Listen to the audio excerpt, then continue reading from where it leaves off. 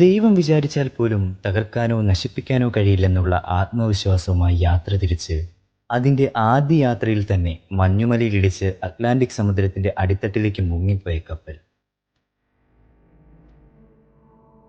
White star line കമ്പനിയുടെ ഉടമസ്ഥതയിലുള്ള RMS Titanic എന്ന ഭീമാകാരമായ ആഡംബര കപ്പൽ ഇംഗ്ലണ്ടിൽ നിന്നും പുറപ്പെട്ട് ന്യൂയോർക്കിലേക്കായിരുന്നു അതിൻ്റെ ആദ്യ യാത്ര നിശ്ചയിച്ചിരുന്നത്.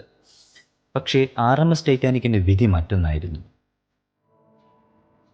1912 ഏപ്രിൽ 15 അതിൻ്റെ ആദ്യ യാത്രയിൽ തന്നെ യാത്രാമധ്യേ ഒരു വലിയ മഞ്ഞുമലയിലിടിച്ച് അറ്റ്ലാന്റിക് സമുദ്രത്തിൻ്റെ ആഴങ്ങളിലേക്ക് മുങ്ങിപ്പോവുകയായിരുന്നു അതിൻ്റെ വിധി.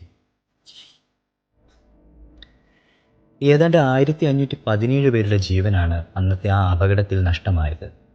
ആ അപകടം നടന്ന് ഏതാണ്ട് 70 വർഷം പിന്നിട്ട ശേഷമാണ് ആ കപ്പലിൻ്റെ അവശിഷ്ടങ്ങൾ കണ്ടെത്തിയത്.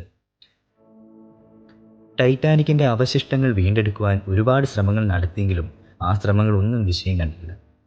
നാളിതുവരെ ഒരുപാട് ആളുകളാണ് ആ കപ്പലിനെ കാണാനായി സമുദ്രത്തിൻ്റെ അടിത്തട്ടിലേക്ക് പോയത്.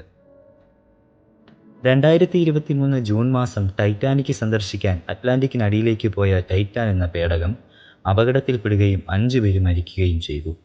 അതോടെ വീണ്ടും ടൈറ്റാനിക്കിനെ പറ്റിയുള്ള ചർച്ചകൾ സജീവമായി. ടൈറ്റാനിക് അപകടത്തിന് ശേഷം രക്ഷാപ്രവർത്തനം നടന്നെങ്കിലും കപ്പലിൻ്റെ ഭൂരിഭാഗവും കടലിൻ്റെ അടിത്തട്ടിൽ തന്നെ ഇപ്പോഴുമുണ്ട്.